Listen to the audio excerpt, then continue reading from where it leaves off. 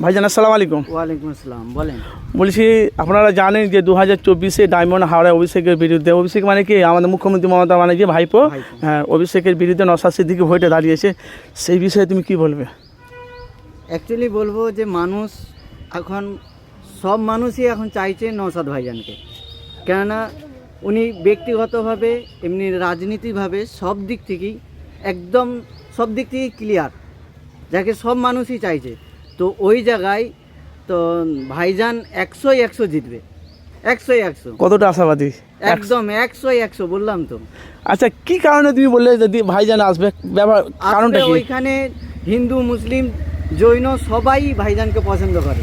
শুধু ওইখানেই নয়, মানে ডায়মন্ডই শুধু না, গোটা ওয়েস্ট বেঙ্গলে এবং তথা ইন্ডিয়াতেও কম বেশি জায়গায় ভাইজানকে চাই। তো সেই জায়গায় ওরা পাবে মানে তো অনেক কিছু ব্যাপার। কিন্তু আমি যেটা জানি যে পশ্চিমবাংলায় যে মুখ্যমন্ত্রী এত কিছু করেছে, কিন্তু অনেক মানুষ আছে সে দিদিকে চায় না।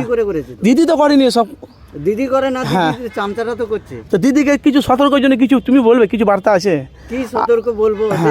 তার চামচা, তার মানে করণীয় যারা কাজ করছে তারা যদি সতর্ক হয়, যদি একটু ফলাফল হয়তো হবে, তাহলে ভাইজান ওইখানে দাঁড়ালে তো 100-100 যে যেই দাঁড়াক না কেন, যদি আমাদের মমতা ব্যানার্জিও দাঁড়ায়, আমাদের প্রধান কি বলে মুখ্যমন্ত্রীও যদি দাঁড়ায়, তো নওশাদ ভাইজানের কাছে হাঁটতে হবে 100-100। কিন্তু মুখ্যমন্ত্রী তো 12-13 বছর পশ্চিমবাংলা চালাচ্ছে। এইরকম তো কি বলে তোমার সিপিএনও তো ছিল 32 বছর। তো তারা চলে গেল কেন? ও, তার মানে তুমি বলছো একটা রাজনীতি একজনের সিটে সবসময় বুঝতে পারে না, তাই তো? না, একদম অবশ্যই। তো পুরো ক্লিয়ার করে বলো না, অসুবিধা নেই তো? ওই তো ক্লিয়ার করেই বলছি তো, ভাইজানই বসবে। হ্যাঁ, কিন্তু টিএমসি লোক বলছে দিদি দিদি থাকবে, দিদিকে সরানো, চেয়ার থেকে সরানো খুব মুশকিল আছে। দিদি ও বলছে চিটিং করছে, চুরি করছে, তাই এখন বলছে। এবারে যারা খেয়ে বসে আছে দিদি, তারা বলবে। আমি খাই না, আমি কারো খাই না, আমি ভাইজানেরও খাই না, আর টিএমসিরও খাই না। আমি সাধারণ মানুষ, আমি জানি যে 100-100 ভাইজান পাবে। কিন্তু আবার দেখছি অনেক মানুষ যারা আইএসএফ করে তারা বলছে 2024-এ ভাইজানকে নিয়ে এসে গদিতে বসাবো, সেই বিষয়ে তুমি কি বলবে? হ্যাঁ, যারা আশা করছে তারা আবেগে বলছে, আমিও বলছি অবশ্যই বসাবো। তাই? আচ্ছা, তোমার নাম কি? আমার নাম এমডি আমানুল্লাহ মোহাম্মদ। বাড়ি কোথায়? বাঁকুড়া। এসেছিলেন কোথায়? ফুরপুরা শরীফে আসছি নামাজ পড়া, জিয়ারত করার জন্য। এবারে জিয়ারত করছি, ছোট দরবারে নামাজ পড়লাম, দাদা হুজুরের মাজারে জিয়ারত করলাম। যাই হোক, এই 2024-এ কাকে চাও তোমরা বলো? কাকে? ভাইজান। তুমি? ভাইজান। আচ্ছা, আপনি কাকে চান? হ্যাঁ, ভাইজানই থাক। সবাই ভাইজান। তা দিদি, দিদি কি হবে? দিদি কি হবে দিদি বুঝবে। হ্যাঁ, দিদি কি হবে দিদি বুঝবে। আমরা ভাইজানকে চাইছি, এখন ভাইজানকে পেয়েছি, ভাইজানকে চাইছি। তো আমি তো যে কথা, আমি যে যতটা জানি আমি দেখতে পাচ্ছি পশ্চিমবাংলার মধ্যে 4% মার্ক 3% মানুষ আইএসএফকে চাইছে।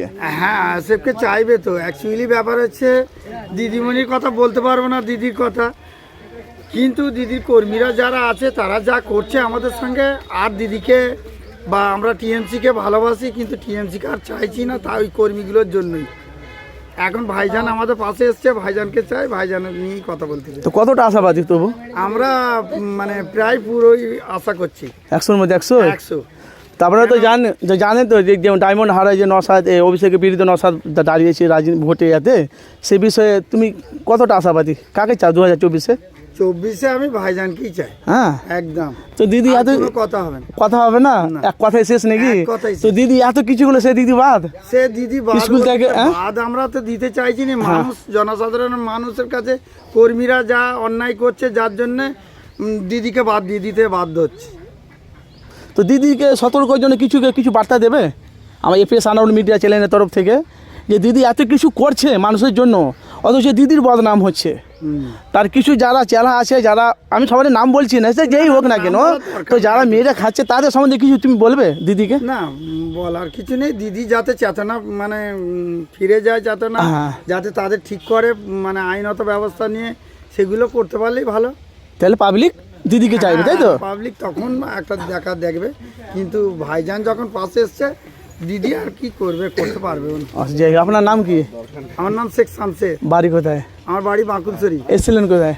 এখানে ফুরপুরা শরীফের দরবারে জিয়ারত করতে, নামাজ পড়তে? জিয়ারত করলাম, নামাজ পড়লাম, সব রকম। কোন দরবারে নামাজ পড়েছে? ছোট দরবারে নামাজ পড়েছি, ওখানে জিয়ারত করে এখানে আবার দাদা হুজুরের কাছে এলাম, এখানে জিয়ারত করে এবারে বাড়ির দিকে রওনা হবো। আলহামদুলিল্লাহ, জি আসসালামু আলাইকুম। ওয়ালাইকুম আসসালাম।